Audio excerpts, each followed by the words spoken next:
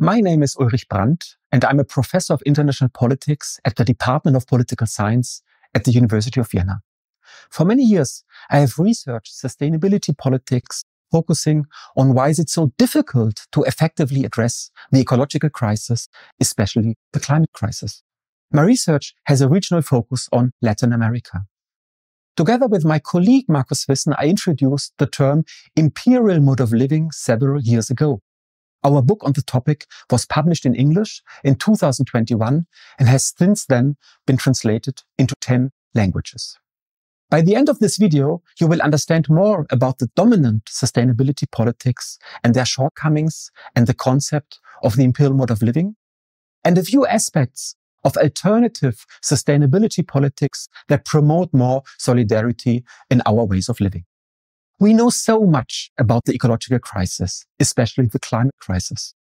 Every day, the media report on droughts, floods, melting glaciers, and the rising temperatures. Despite the growing public attention and worsening problems, not much seems to be changed. It seems that everything needs to grow and expand at the cost of the environment. And here's a question for you. In 2023, what percentage of newly registered cars worldwide are at least the size of a SUV? 16%? 32%? 48%? According to the International Energy Agency, in 2023, about 48% of newly registered cars were SUVs or larger. Now there are around 360 million SUVs on the roads worldwide. This is unsustainable. Let's talk briefly about current politics of sustainability. Governments are trying to counter the climate crisis. Every year they meet at the Conference of the Parties on the Framework Convention on Climate Change. I believe that they are genuinely concerned and want to make a difference. The European Union aims to be the first climate-neutral continent by 2050, with the European Green Deal of 2019 as a key part of the strategy. The primary method to achieve this goal is the decarbonization of the economy, shifting from fossil fuels to renewable energy. For example, the EU initially planned a phase-out combustion engine cars by 2035. However, there has been significant pushback from the fossil fuel industry and car manufacturers, as well as political right-wing forces. Some EU member states have since withdrawn their commitment to the phase-out by 2035. Decarbonization is of utmost importance. However, many studies argue that focusing solely on decarbonization might be too narrow because it doesn't address existing power structures like the influence of the fossil fuel and car industries. Additionally, these strategies do not challenge the growth imperatives of modern capitalist economies. Numerous studies have shown that economic growth often leads to increased emissions and resource use. My main point is that the dominant politics of sustainability, with their focus on decarbonization, do not change what I call the imperial mode of living. What does it mean? The imperial mode of living is fundamentally based on the unrestricted appropriation of resources and labor.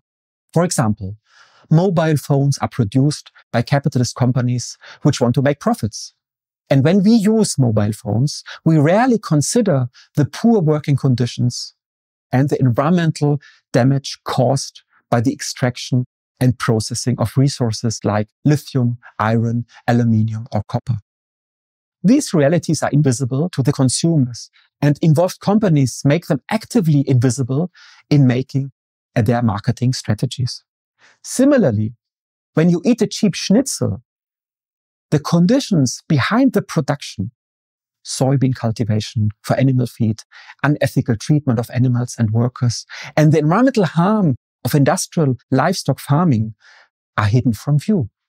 What complicates things even further is that the imperial mode of living is appealing to many people. Bigger cars, frequent flights, and fast fashion are often seen as symbols of a good life. This mode of living is not only attractive to the people in the global north, but also to those in the global south who work hard to afford similar comforts. The imperial mode of living is built on inequality. Who makes the profits? Who can consume relatively cheap products? And on the other side, who ends up with the poor working conditions? In our examples, it's those in the mobile phone and meat industries. So what could be done? Take a few minutes to think. What could be the 3 most important leverage points to counter the imperial mode of living?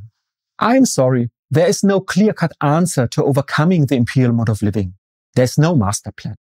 However, we do need selective degrowth and the dismantling of harmful industries. This may be bad news for company owners, asset holders, and governments, as it could result in lost tax revenues. It's also challenging for workers who should be supported in transitioning to secure, well-paid jobs. In our book, we outline the necessary conditions for what we call a solidary mode of living. These conditions can be subjective and psychological, such as changing individual behaviors. However, we argue that political and economic conditions are key.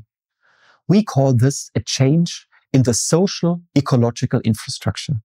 For example, we need a new mobility system that reduces reliance on cars and expands public transport, simultaneously lowering the need for mobility. This means that serious politics of sustainability need to address questions of power and need to shape power relations. One of my research topics is the devastating effects of resource extraction in Latin America, the social and environmental impacts of mining copper, gold or coal, cattle breeding or oil drilling. The recent widespread forest fire in the Amazon, often linked to expanding pasture land for cattle, are both a consequence of climate change and a driver of further ecological damage. This is the dark side of the imperial mode of living. However, what impresses me is the widespread local resistance to environmental destruction in the name of development and economic growth. Many people are already building alternatives. For those of us not directly affected by the negative consequences of the imperial mode of living, it is our duty to open our eyes, study the causes of unsustainability, and consider civic or political engagement if we believe change is necessary.